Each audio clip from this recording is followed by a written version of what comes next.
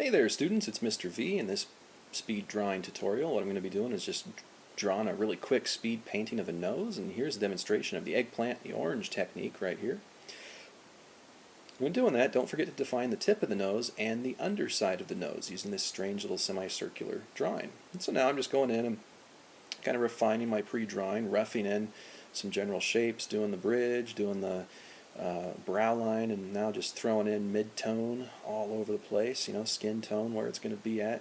You do the exact same thing, except you would also plan where your highlights are. You wouldn't just shade all over it in gray. You need to leave some room for those highlights in advance. And this is where the underside of the nose comes in really handy. Notice how once that's shaded, it gives it depth in 3D. Also, being aware of how your spheres are shaded according to a light source based back on that value exercise.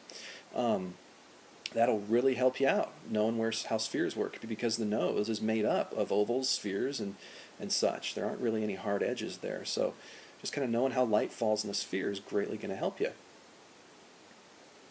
And just layering in some dark colors here.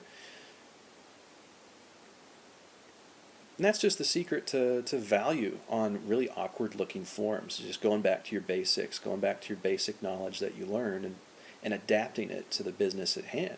In this case, I kind of had a little bit of trouble on the bottom of the nose. You'll see it get rounded out a little bit. But don't be afraid to go in and make adjustments.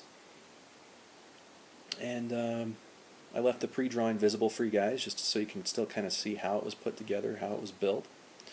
And that's basically it. You'll just be conforming this to your own nose. This is just one I pulled out of my imagination. You can do that once you learn how anything is put together and built. We call that studying the form. When you study the form, you draw the form in pre-drawing shapes just to take it apart and see how it works. And once you do that, that sticks forever. In a way, you've got a reference in your mind. And you can basically draw anything from scratch simply by referring to those basic shapes and techniques. And it's kind of always a process, this little dance of what goes on in the canvas, not necessarily something conforming to a perfect replication of what's in your mind. No, things happen, and that's what makes a drawing unique. And in a sense, this nose looks nothing like what I had in my mind, but it still works because it has its own life in it that way. So I hope you found this helpful. I look forward to seeing you in class. Feel free to refer to this demo frequently just to get a kind of a understanding of how you draw the nose and such. And I look forward to seeing you. Take care.